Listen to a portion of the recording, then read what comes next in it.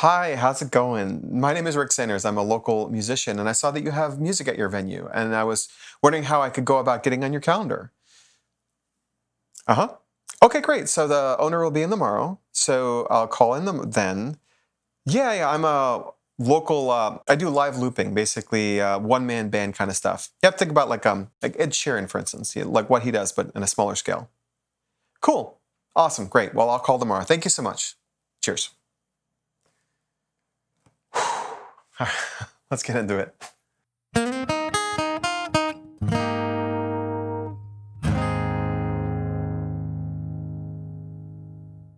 Okay, that wasn't an actual phone call, but it's kind of emblematic of basically what I've been doing for most of the time this week.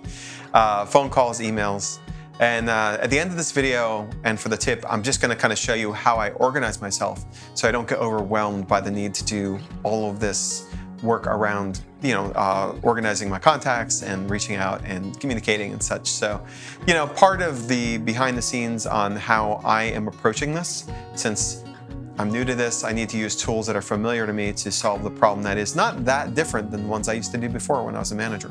So that's going to come towards the end. This week was relatively light in terms of gigs. That's why I'm so busy looking for more of them.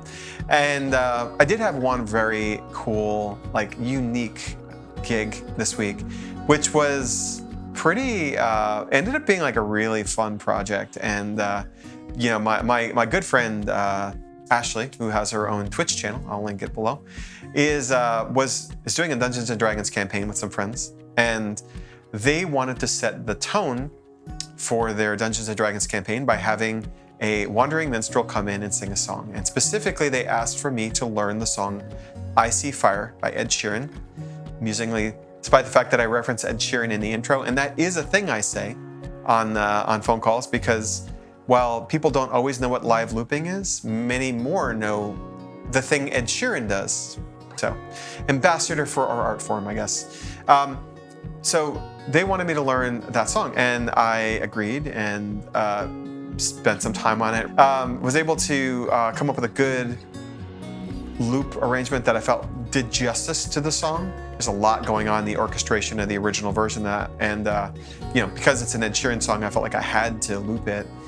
And it was very fun. It was a fun challenge. I will have a link to I basically did a backup recording of it that I put on YouTube as an unlisted video, and it's gonna stay unlisted. It's got some kind of in-jokes and some in-character stuff that's not really my general aesthetic, let's say. But I did want to, kind of capture that and give that link to them, just in case my internet died, because it has recently died. Apparently someone cut the cable around here by accident once. And so that was done live over Discord using OBS as a vehicle to send the audio video to the folks who are watching. And they loved it. They were very appreciative. It was delightful, absolutely delightful. So that was cool. And then I immediately went from there to State Street Market in Los Altos and did a gig there using it's funny, every gig I did had something slightly different wrinkle in terms of the configuration or the setup of the gig. This one I actually used the wireless rig to get sound across a very difficult noise space. And it did make things sound considerably better having a speaker in 2 locations in the venue. And I saw the people at the restaurant where I was plugging my secondary monitor and dancing around, which I thought was kind of cool. So that was cool, and I really enjoyed it, and I'm looking forward to playing there again. Fantastic gig, loved it. Then just today I got back from playing music at NEJA, the National Equal Justice Association. It's a local charity, or at least this chapter is local, in San Francisco. So only my second time ever playing in San Francisco. And, just very, very chill, very low key, very low volume. And the challenge there was twofold. One, I had to use the mini kit, which I'll be talking about in a video that is still being worked on, more about that in a second. But also, and I anticipated this problem well, it was at such a low volume, the venue, the gig, the thing, that I knew it would be hard for me to hear my own loops. So I actually broke out my wireless in-ear system and plugged that directly into the RC600 and was able to hear myself comfortably in one ear while keeping one ear clear so I could talk to people. And they needed me to go lower than it would typically be, like, I guess, comfortable for me. I could still do my thing. So yeah, the in-ears, which I don't use very often and I think I'm gonna start using more of, they were really, really good for getting to the point where I can hear myself in an environment, either very loud or very quiet environments. It's actually fantastic because I can have that at a comfortable, normal volume in my ear, even if the venue calls for less than that. So that was cool. So in terms of just, playing, road testing the new setup and road testing the in-ear setup, it was really, really cool to get that all working. So those are great. And the only other thing going on this week before we kind of dive over to the way I handle organizing my calendar or my contacts, I should say, is that I am working on a video. It's currently 37 minutes long. I did I guess you can call it a beta version of it. I had my friend Todd look at it, and we wanted to do some work. I wanted to do some work to kind of make some parts clearer. I got some feedback from him. I thought about some feedback myself. I also, during the course of filming that video, realized several things about the configuration. So the video is basically me looking at the nonsense, if you will, the full setup that I use with all the pedals, and getting that scaled down to an RC600 and 2 external foot switches, the FS7 and the FS6. So taking all of that functionality and all those dedicated pedals and just doing what I can with the onboard effects of the the RC600, and trying to make the whole thing function so that I can, hopefully, the goal is to be able to do any song that I do in that smaller setting. And the good news is I think I've got it. I lose a couple small things, but as I tested today, it holds up really well. I need to adjust to the muscle memory, and I've been practicing with it. So I actually have a retirement community gig this coming Friday that I'm really excited to do with the mini kit because I think it's gonna sound far better than I've ever sounded before in those settings. So fingers crossed. Fingers crossed this way. I think that's gonna be a really, really good gig based on the work I've done on that. But that video specifically talks about how I solve the problem of doing more with less. So rather than leaning into external pedals that are dedicated, I have to be able to dance between the different modes, which is a topic that I am going to be adding to the video. So the runtime is going to go up just a little bit to both explain how the RC600 works at a basic level and how I take the constraints of the setup that I'm going into and the goals of that setup that I want to replicate, and I kind of figure out how to prioritize what goes where in the other setup. So I think it really ties the thing together. I filmed that last piece, and yeah, we're gonna see it all come together hopefully, and it'll be pretty neat. So hopefully that's something you get something out of when it comes live. I feel like it's interesting because the Music Talks with Rick audience, the small mighty audience that you are, is probably very different than the audience that will get something out of the other video, but my hope is that anyone watching this will get something out of that as well. So we'll see. But with that, I'm gonna kick it over to the other camera. I actually already recorded this other piece, so you can see me working through a tool called Trello to organize myself and just keep track of the contacts and the way I reach out to places so I can make more awkward phone calls like the one you saw at the opening of this video. So let's kick over there. So I wanted to take a moment to go through the tool that I'm using for keeping myself organized as I handle booking myself and just managing my contacts and all of the things that go into getting gigs in the first place. This tool that you're seeing on the screen right now is called Trello. It is a tool by the company Atlassian, and it is used for general workflow. And I've actually created, you can actually create multiple different boards within Trello. Board basically is a way to organize a bunch of tasks. The tasks are represented by these little cards. The little contrast might be hard to see, but the little white cards here are considered tasks. I'm using them as contacts. And the columns, these gray boxes, are states. So you can actually change it. So like maybe instead of to call email, I can rewrite this to contact. And this is basically just for me a way of keeping track of, for each of the cards here, what state are they actually in and what's the next action. So this gives you some tools to do that.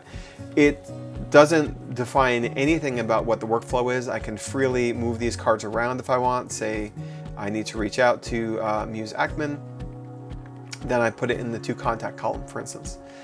So what does this let me do? Well, this is a tool, specifically this test board, which again, this actually has the same configuration as my public gig contacts board, which I am actively using. But this case, I wanted to not use my actual contact names and emails and such. So these are a fake from the town of Sunville, Anytown, USA, I guess. So basically, I've settled on 6 columns for now. I can easily add more or take them away. But the left to right, they are to contact. These are places or people that I need to reach out to. Generally, people I have not reached out to in the past. So for instance, I've got this Muse Ackman of Cafe Sunshine. I've got the city. You can actually put anything you want in here, including pictures, but I've got the city, the phone number, email address. I've been using it as putting the contact information that I need in order of kind of most preferential. So I would prefer to call Mr. Ackman. But I'm also put websites and other things as well, notes about, if someone forwarded this to me, who forwarded it to me. In addition to the description, you can also add activities, so you can kind of keep track of, like, say I'm in the middle of an update here and I've just emailed Muse here on the 14th of January, which is today as I record this. Well, once I do that, I now have the ability, either by coming through this menu here and clicking move, or you can actually just drag the bottom of this to put it into another column. I'm actually going to move these this way on purpose because I want to talk through them. So that's once they're there, you can also see here I've got this due date here. I can actually let's remove this one that was here. I can go to the dates and add a due date and say, okay, well, I sent an email or I left a voicemail. What's the next thing I should do to make sure that I follow up? Well, I'll just say in 2 weeks, I want to make sure I follow up. So I'm going to put a waiting response with a due date of January 28th. And that on the 28th, if say I haven't heard from Muse Ackman, or for whatever reason it hasn't gone forward, I can, for instance, say, oh, well, I need to reconnect with this one. Here's another example, one that was I had previously reached out to and I needed to reach out to again. So I have this column in the middle here, other action. And the other action is just what I kind of do for a couple of contacts that need other things. In my real version of this Trello board, I've got a place that I'm going to be going to, an open mic that they have, just to make contact with the person who owns it and hopefully get a little bit of buzz around my music. So that's another action. That's not an email. I did talk to that person once, and that's how I want to follow up. Then I've got waiting response, which you just saw me kind of use. Basically, a lot of things on my live board are living in a waiting response right now. And I want to set the due dates to be kind of sensitive to the fact that I don't want to fall off their radar, but I don't want to become a pest. And then once they're booked, say in the Sunville's Farmers Market, I might say, okay, well, same kind of information about the venue in the description. And then for the activity, the most recent activity is that I was booked for Monday. So I want to do the gig. There's no other action I need to take right now. And then once I've done the gig, maybe I get home and I'm tired because, you've just been packing all your gear up and setting up and playing and unpacking and all that kind of thing. Well, I get home and I move it from the booked to the thank yous. And I reach out to Sunville Farmers Market or my contact there and say, hey, thank you for booking me. I appreciate the opportunity to play for you. Really enjoyed myself. I had a great audience and I'd love to do it again. And then once I've sent that email, back here in the waiting response with another due date. So the idea is this is a way of putting these things in a tool that handles keeping track of it rather than my brain, where I'm just constantly going, so what do I need to do here? Who do I need to reach out to? What was the contact there? Who was the person who referred this to me? The information just all sits here in this organizational tool. Now, you could use anything to do this. This is the tool that I'm choosing to use because it's something that's familiar from my pre-music days. Something I used to use actually at the last software company I worked at. But I think something like this, a tool of this sort, whatever you end up using, It's a great way to kind of keep your mind free to focus on, you know, do the things you need to do within this. Like for me, every day I want to go and send a couple messages to people, move some more cards to the right, you know, respond to anything that hits a timeout on its due date, and make sure I don't forget to send thank yous, for instance. So this is just the way I'm using it to create habits that mean that I'm always moving forward with this, even though it can take a lot of shots on goal to get into venues. This is a way to make sure that those shots on goal do not overwhelm me, that I can actually do the thing I need to do to book myself and market myself, but also not overwhelm myself with to-dos, and that I keep them nice and neat and organized. And you know, when I send the email, I can set the due date, and then it's just done, basically all sorted out. So this is just a little window into the way that I'm keeping myself organized and, quite frankly, sane as I go through sending tons of emails to venues all over the area.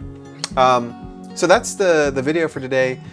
Thank you for tuning in. If you have any questions, don't hesitate to reach out in there.